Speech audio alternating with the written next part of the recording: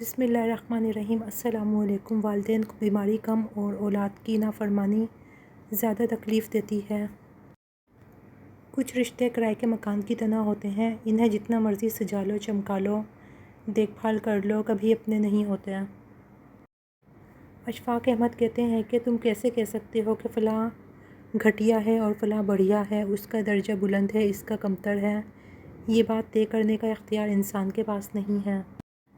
رسول اللہ صلی اللہ علیہ وسلم نے ارشاد فرمایا، اللہ کو سب سے زیادہ پسندیدہ کام مسلمان کو خوش کرنا ہے۔ ایک اور جگہ حضرت رسول خدا صلی اللہ علیہ وسلم نے فرمایا ہے کہ جب تک گناہ پیچھا نہیں چھوڑتے، مومن رنج و غم سے آزاد نہیں ہوتا۔ جب کوئی تم سے زیادتی کرے تو اس سے انتقام مت لو، بلکہ دور سے مشاہدہ کرتے رہو۔ تم دیکھو گے کہ تقدیر عجیب انداز میں اس کے ساتھ حساب بے باک کر دے گی۔ وہ مہلت دیتی ہے، نظر انداز نہیں کرتی۔ اگر کسی شخص سے تعلق کاٹ چکے ہو تو اس کے متعلق اپنی زبان بھی کاٹ دو۔ رسول اللہ صلی اللہ علیہ وسلم نے ارشاد فرمایا، اللہ جس کی بہتری چاہتا ہے اسے دین کی سمجھ عطا فرما دیتا ہے۔ بے نسل آدمی کی بڑی پہچان یہ ہے کہ آپ اسے جس قدر عزت دیں گے وہ آپ کو اسی قدر زیادہ تکلیف دے گا۔ محمد مصطفیٰ صلی اللہ علیہ وسلم نے ارشاد فرمایا، کوئی آنسو اللہ کو اتنا محبوب نہیں جتنا وہ آنسو جو اندھیری رات میں خوف خدا میں کسی کی آنکھ سے نکلا ہو اور خدا کے علاوہ اس سے کوئی اور نہ دیکھ رہا ہو۔ ایسے بھی بہت سارے دل ہیں جو دکھائے جانے پر بھی برا نہیں مناتے، چاہے درد کتنا ہی زیادہ کیوں نہ ہو۔ کتنا خوش نصیب ہے وہ شخص جسے گناہ واقعی گناہ لگتا ہو اور وہ اسے چھوڑنے کی طرف میں دن رات دعا اور کوشش میں لگا رہتا ہو۔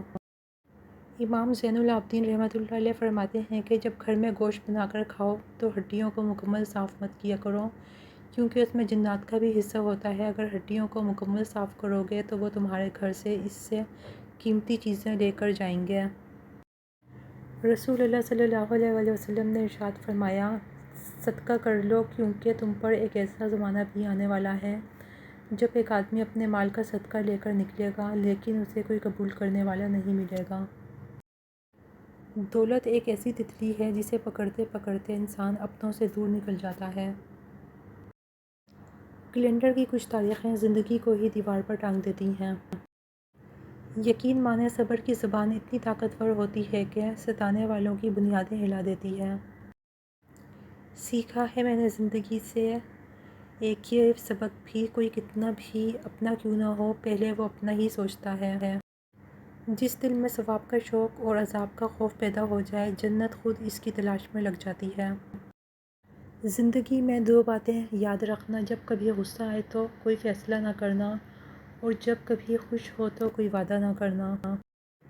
زندگی نے بہت کچھ سکھایا ہے، کتابوں نے بھی رہنمائی کی، لیکن انسانی رویوں نے جو سبق دیا، نہ وہ زندگی کے کسی ورق پر اور نہ ہی کتاب کے کسی صفحے پر تحریر تھا۔ اگر کھوٹے سکے سے کچھ خریدنا ممکن ہے تو نیتوں میں کھوٹ رکھ کر فلاح پانا بھی ناممکن ہے۔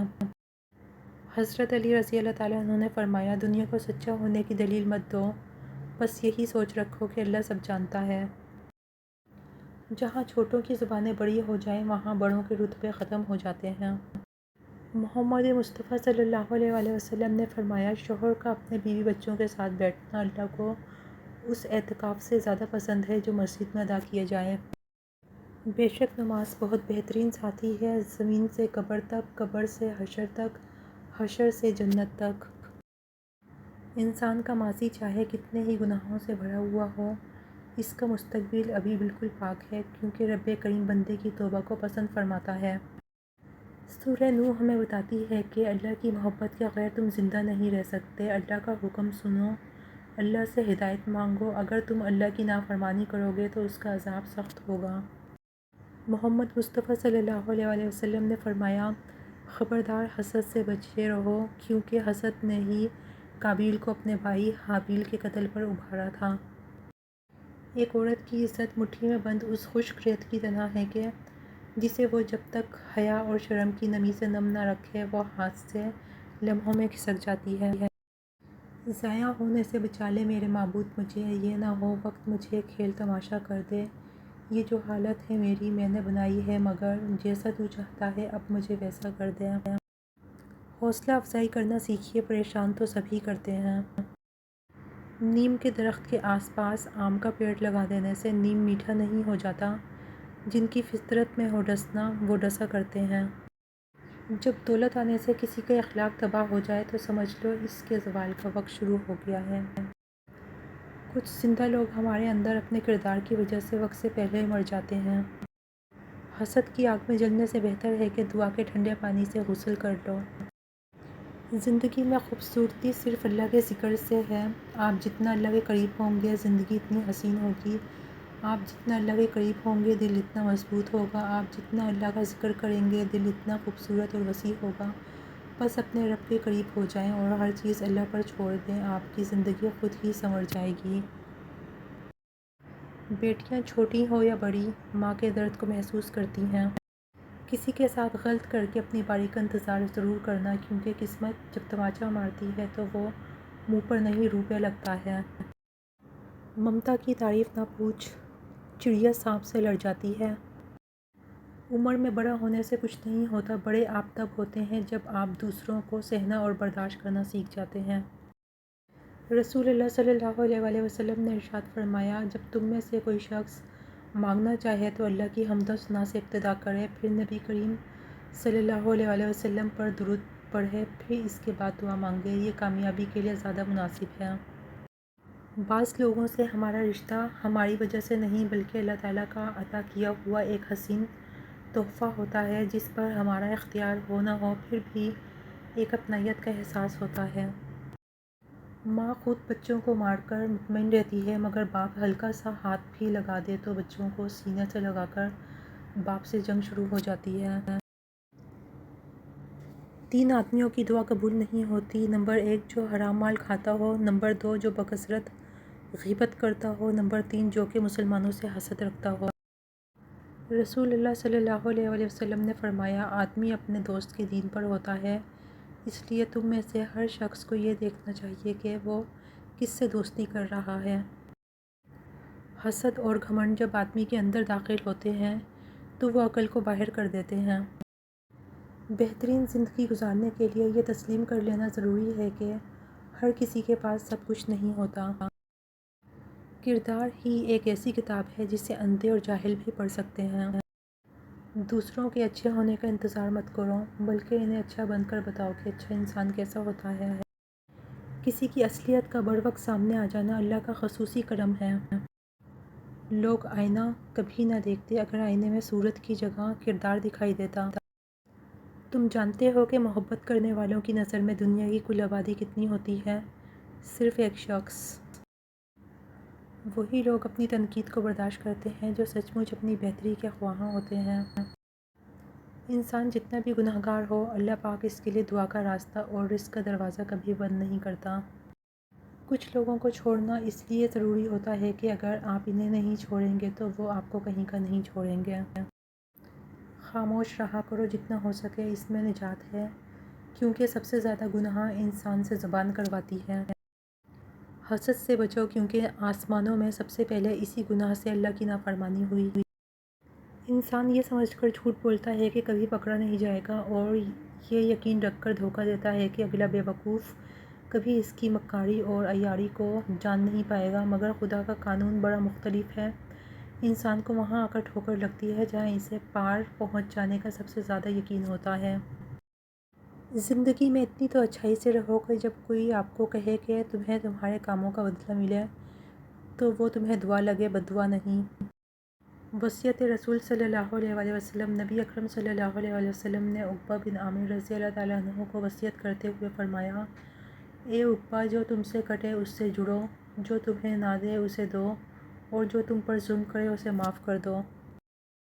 جنت میں ایک نہر ہے جس کے دونوں کنارے سونے کے ہیں، اس کا پانی موتی یاقوت پر بہتا ہے، اس کی مٹی مشک سے زیادہ خوشبودار ہے، اس کا پانی شہد سے زیادہ میٹھا ہے اور برف سے زیادہ سفید ہے۔ میری دعا ہے کہ اللہ کریم یہ نہر آپ کو دکھائے اور اس کا پانی پینا نصیب فرمائے، آمین۔ نبی کریم صلی اللہ علیہ وآلہ وسلم نے فرمایا، جو شخص صبح اور شام جتنی مرتبہ مسجد میں جاتا ہے اللہ اس کے لیے اتنی مرتبہ ہی جنت میں ضیافت کا اہتمام فرماتا ہے۔ رسول اللہ صلی اللہ علیہ وسلم نے ایک اور جگہ ارشاد فرمایا، جو شخص اس حال میں اللہ کے ساتھ ملاقات کرے کہ وہ دنیا میں کسی کو اللہ کے برابر قرار نہ دیتا ہو، پھر اس پر پہاڑوں جتنے بھی گناہ ہوں تو اللہ تعالیٰ اس کو معاف فرما دے گا۔ ایک اور جگہ رسول اللہ صلی اللہ علیہ وسلم نے ارشاد فرمایا، دعا کے سوا کوئی چیز تقدیر کو نہیں ٹالتی ہے اور نیکی کے سوا کوئی چیز عمر میں اضافہ نہیں کرتی ہے۔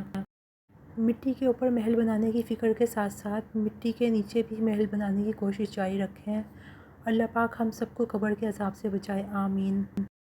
حضرت بلال، آپ حبشی تھے، سید نہیں تھے، کالے تھے، سفید نہیں تھے، غلام تھے، آزاد نہیں تھے، ان پڑھ تھے، عالم نہیں تھے، لیکن آپ کے تقوی کا یہ عالم تھا کہ آپ مکہ مکرمہ کی زمین پر چلتے تھے اور قدموں کی آہٹ جنت میں سنائی دیتی تھی۔ سبحان اللہ۔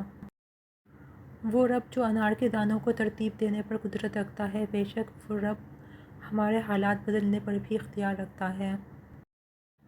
امام زین العابدین رحمۃ اللہ علیہ فرماتے ہیں کہ لوگوں کو جس دن سمجھ آ گئی کہ مخلوق سے محبت خدا تک لے جاتی ہے، اس دن یہ دنیا امن کا گہوارہ بن جائے گی۔ محمد مصطفیٰ صلی اللہ علیہ وسلم نے ارشاد فرمایا، تم لوگ مجھے ان 6 چیزوں کی ضمانت دو تاکہ میں محمد صلی اللہ علیہ وسلم تم لوگوں کو جنت کی ضمانت دوں۔ بات کرو تو جھوٹ نہ بولو، وعدہ کرو تو خلاف ورزی نہ کرو، امانت رکھی جائے تو خیانت مت کرو، آنکھوں کو نیچی رکھو، شرمگاہوں کی حفاظت کرو، اپنی زبانوں اور ہاتھوں کو قابو میں رکھو۔ ایک اور جگہ حضور پاک صلی اللہ علیہ وسلم نے ارشاد فرمایا، مسور کی دال کھانے سے انسان نرم دل ہو جاتا ہے۔ جو لوگ مسور کی دال کثرت سے کھاتے ہیں انہیں بہت جلد رونا آتا ہے۔ حضرت عائشہ رضی اللہ تعالیٰ عنہ فرماتی ہیں کہ خدا کی قسم رسول پاک صلی اللہ علیہ وسلم عورتوں میں سب سے زیادہ محبت اپنی بیٹی فاطمہ سے کرتے تھے اور مردوں میں سب سے زیادہ آپ صلی اللہ علیہ وسلم حضرت علی رضی اللہ تعالیٰ عنہ سے محبت کرتے تھے۔ امام علیہ السلام فرماتے ہیں کہ شہد کے سوا ہر میٹھی چیز میں زہر ہے اور زہر کے سوا ہر کڑوی چیز میں شفا ہے۔ فرمان رسول صلی اللہ علیہ وسلم ہے کہ جو شخص بیٹی کے پیدا ہونے پر خوشی کرے تو وہ خوشی کرنا 70 بار خانہ کعبہ کی زیارت کرنے سے افضل ہے۔ جو اپنی گفتگو میں سچ بولتا ہے اس کی خوش اخلاقی میں اضافہ ہوتا ہے۔ زبان کا زخم تلوار کے زخم سے زیادہ سخت ہے۔ کتنی عظیم ہے وہ ہستی جن کے پاس دشمن بھی اپنی چیزیں بطور امانت رکھوا کر بے فکر ہو جایا کرتے تھے۔ اللہم صلی علی محمد وعلی آل محمد، اے اللہ محمد صلی اللہ علیہ وسلم اور آل محمد صلی اللہ علیہ وسلم پر رحمت فرما، آمین یا رب العالمین۔ جب تمہیں کوئی تعلق یا شادی کی پیشکش کرے تو اس سے گھر، بزنس، تنخواہ وغیرہ کے بارے میں مت پوچھیں، حتیٰ کہ ہمیشہ رہنے کا وعدہ بھی نہ لو۔ اس سے یہ پوچھو کہ تم میری ذہنی صحت کا خیال رکھ سکتے ہو، کیونکہ اگر کسی تعلق میں ذہنی سکون نہیں تو وہ تعلق آپ کو ذہنی مریض بنا سکتا ہے۔ رسول اللہ صلی اللہ علیہ وسلم نے ارشاد فرمایا، صدقہ برائی کے 70 دروازے بند کر دیتا ہے۔ رسول اللہ صلی اللہ علیہ وسلم نے ایک اور جگہ ارشاد فرمایا، اچھا اخلاق اور طویل خاموشی کو لازم کر لو، اس ذات کی قسم جس کے ہاتھ میں میری جان ہے، مخلوق نے ان دونوں جیسا کوئی عمل نہیں کیا۔ فجر کی نماز کو معمولی نہ سمجھو، یہ وہ وقت ہے جب رب اپنے بندوں کو نیند کی راحت سے جگا کر اس پر اپنی رحمتوں کی بارش کرتا ہے۔ استغفر اللہ الذی لا الہ الا هو الحی القیوم واتوب الیہ۔ میں اللہ رب العزت سے اپنے گناہوں کی معافی مانگتا ہوں، جس کے سوا کوئی سچا معبود نہیں، وہ ہمیشہ سے زندہ اور قائم ہے اور میں اسی سے توبہ کرتا ہوں۔